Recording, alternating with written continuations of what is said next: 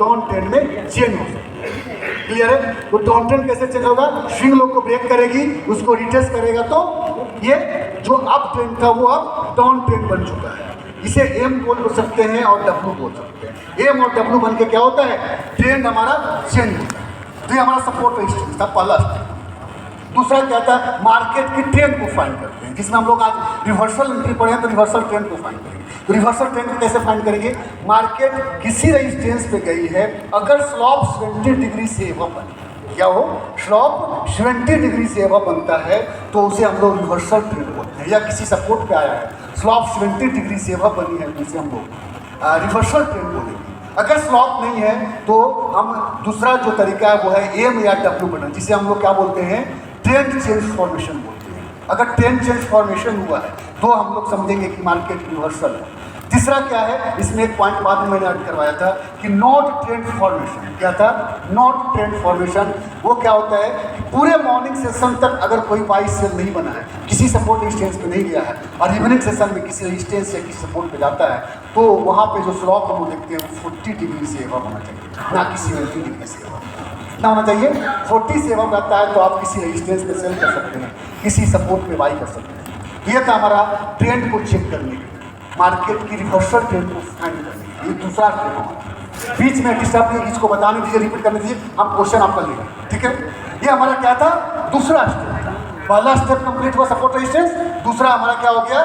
Trend check कर लिए, जिसमें स्लॉप देख लिए पहला, अगर वो नहीं है तो एम या डब्ल्यू बन गया, ट्रेंड चेंज फॉर्मेशन। अगर वो भी नहीं है तो पूरे मॉर्निंग से अगर कुछ नहीं हुआ तो इवनिंग सेशन में अगर मार्केट में कोई एंट्री बन रही है तो 40 से ऊपर रहेगा तो हम एंट्री ले सकते हैं।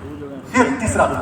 अब जो ये दो स्टेप कंप्लीट हुआ, अगर दोनों स्टेप कंप्लीट हो गई तो हम क्या करेंगे? थर्ड स्टेप पे जाएंगे। थर्ड स्टेप हमारा क्या है? थर्ड स्टेप है एंट्री। एंट्री कैसे करते हैं? मार्केट किसी रेजिस्टेंस पे जाती है, वहाँ पे हमको 5 तरीके का रिवर्सल कैंडल पढ़ा है।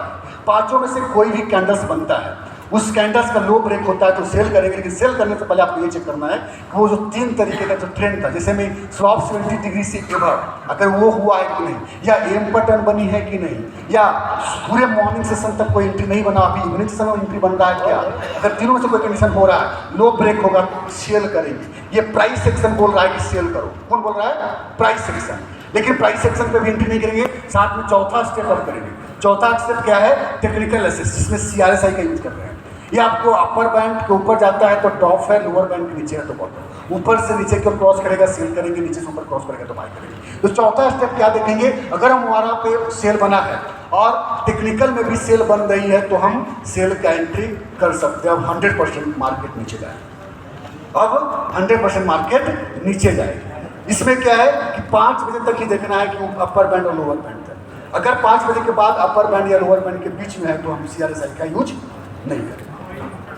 क्लियर है चौथा स्टेप तक? लेकिन ध्यान रखना है कि जो भी चीजें करें, स्टेप पहला स्टेप कंप्लीट होगा तभी हम दूसरे स्टेप में जाएंगे। अगर नहीं हो रहा तो फिर उस जगह पे छोड़ देंगे, फिर किसी दूसरे सपोर्ट रेजिस्टेंस में जाएंगे, फिर से पहला स्टेप कंप्लीट करेंगे, फिर से पहला स्टेप, फिर दूसरा स्टेप, फिर तीसरा में भी फंस गया, चौथा नहीं हो रहा है तो फिर छोड़ देंगे, फिर से पहला स्टेप, फिर से किसी सपोर्ट रेजिस्टेंस में जाएंगे।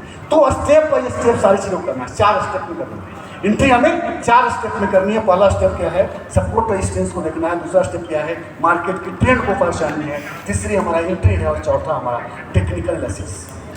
क्लियर है? आप क्वेश्चन कीजिए, क्या था क्वेश्चन?